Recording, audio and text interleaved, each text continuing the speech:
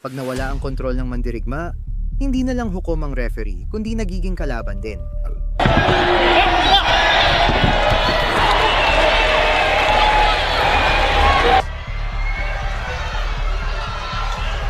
Ngayon makikita mo kung paano napilitang ipaglaban ng mga lalaking tagapagpatupad ng hustisya ang kanilang buhay.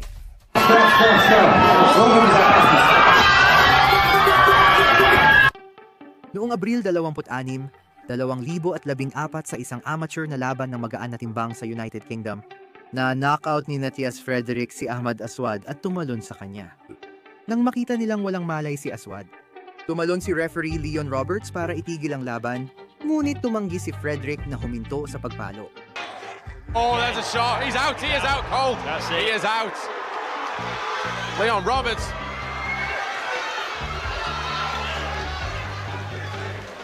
Leon Roberts with the slickest back take I have ever seen. Sa harap ng nagulat na mga manonood, nahuli ni Roberts ang galit na mandirigma gamit ang isang perpektong pagkakasakal at hinila siya palabas.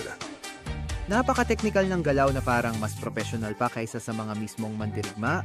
Pinapakita na ang referee ay maaaring kasing delikado ng mga lalaking kanyang pinamumunuan.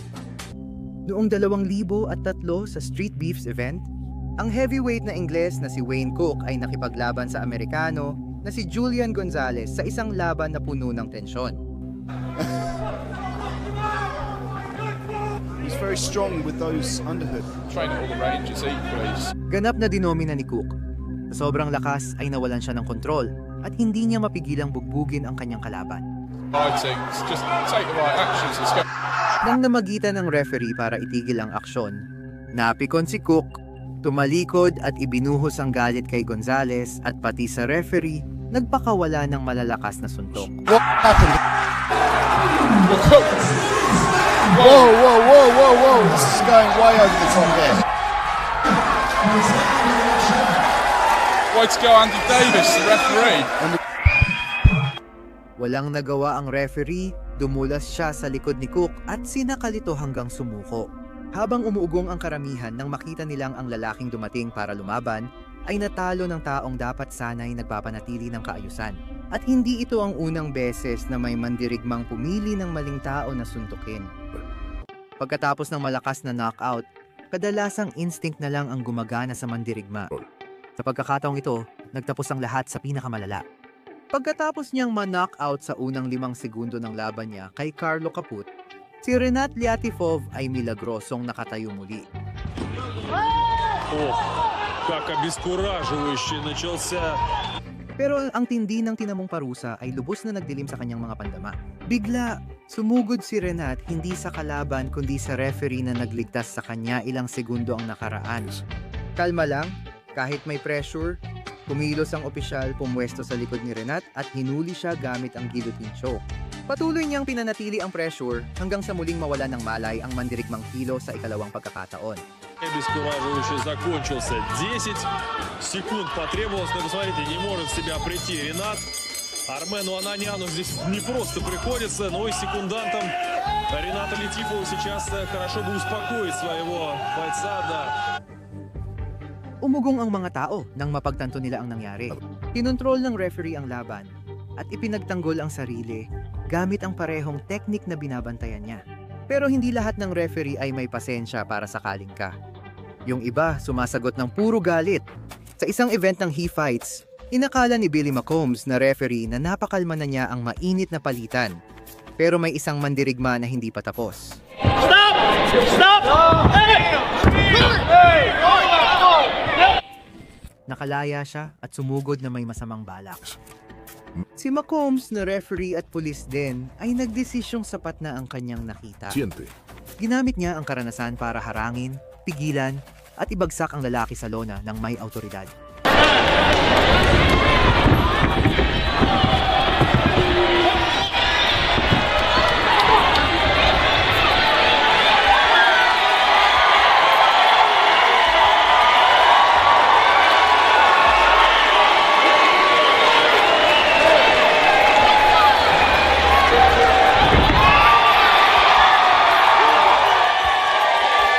Di makapaniwala ang lahat sa nakita nila.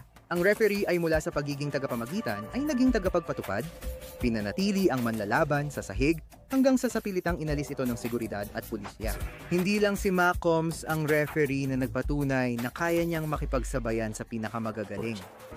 Alam mo ba kung anong mas nakakahiya kaysa sa ma-knockout agad? Yung pabagsakin ka ng referee matapos ang laban. Yan mismo ang nangyari sa Iranian na si Razi Jabari sa isang laban ng Universal Reality Combat Championship.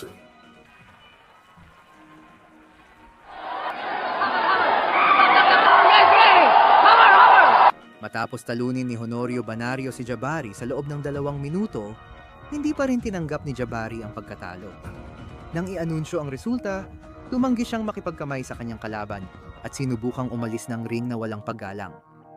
Pumagit na ang referee na si Joey Lepitin para pakalmahin siya, pero sinagot siya ni Jabari ng mga insulto. Gentlemen, our winner for match number 7, Honorio! At doon na sumabog ang lahat. Tinulak ni Jabari ang referee at pagkatapos ay binigyan niya ito ng isang murang suntok sa ulo. Hindi nag-atubili si Lepitin, hinawakan niya ito, binuhat at ibinagsak sa lona habang papasok ang mga gwardiya.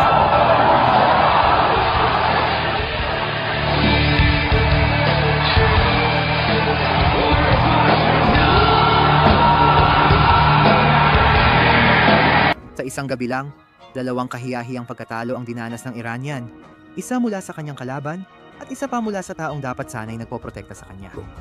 Hindi lahat ng referee ay tahimik lang, ang iba ay may sariling training sa pakikipaglaban. Sa isang mainit na laban ng boxing sa Republika ng Dominicano, tuluyang nawalan ng kontrol si Julio De Jesus. Natumba siya sa lona matapos makatanggap ng malinis na suntok. Agad na pinatigil ng referee ang laban, pero hindi nagustuhan ni Julio ang desisyong iyon. Jesús, no le conviene la pelea. Ya viendo Ángel Cruz. Y tiene la intención de salir esto rápido. Tiene la intención de salir. Bilang tugon, pinakawalan niya ang mabagsik na suntok, hindi sa kalaban kundi sa referee. Faltó el respeto al referee. ¡Ey! Bago pa makariyak ang nagulat na manonood, gumanti agad ang opisyal ng mabilis at tumpak na kontrasuntok. Bueno, yo creo que debe... ¡Ey! No, pero... Ang sumunod ay puro kaguluhan. Pilit na ipinagtatanggol ni De Jesus ang sarili, habang pinapakita ng tagapagpatupad na may hangganan din ang mga referee. Gumuho ang kaayusan sa loob ng ilang segundo, pero isang bagay ang naging malinaw. Hindi magpapadala sa takot ang referee na yon sa sarili niyang ring. Hindi ito ang unang beses na napagkamalan ng boksingero ang referee na punching bag. Matapos siyang matalo sa isang brutal na knockout sa loob lamang ng 10 segundo laban kay Rice Brink, tumayo si Joseph Nem na hilo at litong-lito. Oh, right away. Push kick right away. And a nice punch, elbow punch. Reason why it's called Showtime, ladies and gentlemen. Pero imbes na kumalma, napagkamalan niya ang referee bilang kalaban niya. Sa di inaasahang pangyayari, sinakal ni Nem ang opisyal gamit ang mata leon. They can choke on Brandon Collins. This is serious. Holy shit. Hirap nang huminga ang referee habang nagmamadaling lapitan ng mga assistant para paghiwalayin sila. Tapos na ang laban. Pero noong oras na yon, parang ang referee na ang nakikipaglaban para mabuhay. Minsan, hindi lang na ililigtas ng referee ang sarili, kundi nababaliktad pa ang sitwasyon. Inakala ni Ahmed Aldarmaki na sigurado na ang kanyang panalo nang mahuli niya ang kanyang kalaban sa isang mata leon. Kahit sumuko na ang kalaban, ayaw pa rin niyang bumitaw sa pagkakayakap.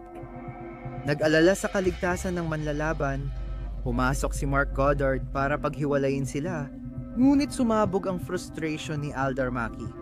Itinulak niya si Goddard ng marahas sa dibdib na nagpagalit sa iba pang mga opisyal. Themselves out. They can finish it off here. This is not good. This is not good. Oh, it's over. Rear naked choke, ladies and gentlemen. Mark. Hindi umatras si Goddard. Humarap siya kay Aldarmaki. Itinulak siya paatras at agad siyang diniskwalipika. Malinaw ang mensahe. Pwedeng atakihin ang kalaban. Pero kapag hinawakan ng referee, talo ka agad at lahat mawawala. At minsan, kahit sa bare knuckle boxing, pati ang mga referee ay nadadamay sa gulo. Sobrang magulo na ang bare knuckle na pati ang mga manlalaban ay pwedeng magalit sa mga referee. Sa Bare Knuckle Fighting Championship 62, Si Keith Richardson ay kakapalo lang ng matinding suntok mula kay Alberto Blas. Nang tumalon si referee Sam Burgos para itigil ang laban, biglang umikot si Richardson at inatake ang lalaking sumubok siyang iligtas ayon sa instinct. Look at the ref. The fight's over. We might be done. We have a new world champion. It is Alberto Blas. Richardson is trying to fight. Umatras si Burgos na nakataas ang kamay at nagtatanggol, habang mabilis lumapit ang mga assistant para paghiwalayin sila. Tapos na ang laban, pero muntik magsimula ng gulo si Richardson dahil sa galit niya sa referee. Pero kung magulo na ang bare knuckle, hintayin mong makita ang nangyayari sa sub. Sa Australia, walang mas hindi katanggap-tanggap kaysa suntok sa batok at sa Sydney Opera House. Iyon ang nagbunsod sa isang laban na maging isa sa pinakamalalang kaso ng huliganismo sa kasaysayan ng boxing. Sa laban ni Ken Salisbury at Alex Temelkov, nagdulot ng gulo ang ilegal na suntok sa batok. Sumugod sa ring ang mga trainer at assistant. Hinawakan ng promotor na si Bernie Hall ang isang boksingero sa ulo, habang ang referee na si Sharky Ramon ay kinailangang manuntok para makaligtas sa kaguluhan. And now the champ's gone a bit wild, and Bernie Hall has actually fought. Here's a real go. You won't see this too often. One of the cornermen, the fight's still going, and one of the cornermen from Temelkov's corner, Sharky Raymond, the referee, is trying to stop it. The cornerman's down. Sharky Raymond is one of the cornermen. The fight will have to win. Sharky Raymond throwing everything. Bernie Hall is now throwing punches. There are other people in the ring. There must be 20 people in the ring. Punches flying everywhere. Sa loob ng ilang segundo, halos 20 lalaki ang nagsusuntukan sa ring. Ang mga tagahanga na nanood ng laban ay nakasaksi ng isang totoong rambol. May referee na mas malakas pa sumuntok kaysa ilang boksingero. Minsan, ang pinakamatinding karahasan ay nanggagaling mismo sa referee na marunong lumaban. May mga referee na hindi lang humihinto ng laban, kundi pinapahiya pa ang manlalaban gamit ang sariling diskarte. Ang Rusong si Vyacheslav Datsik ay kilala sa madalas na paglabag sa lahat ng patakaran. Laban kina Ramaz at Celia, madumi siyang lumaban. Mga low blow, illegal na atake, at hindi pinapansin ang referee.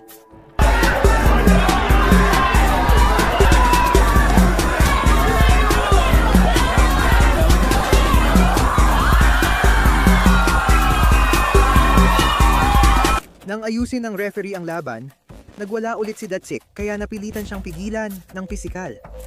Pagkatapos pa ng laban, nagpakawala pa siya ng isa pang atake. Pero ngayon, tinaas na ng referee ang depensa niya para protektahan ang sarili.